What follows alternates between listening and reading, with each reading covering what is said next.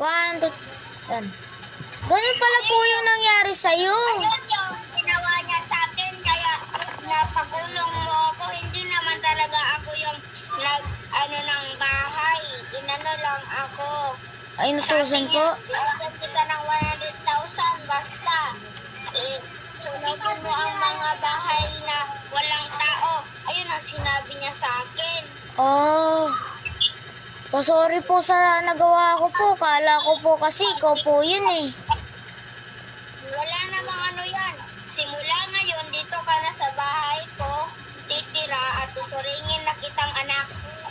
Uy po! Oo. Salamat po, tay!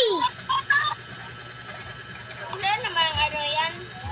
Bukas bibili tayo ng sasakyan mo. Thank you po ah. Wala bang maliit na papel. Tulong na tayo. Uy po.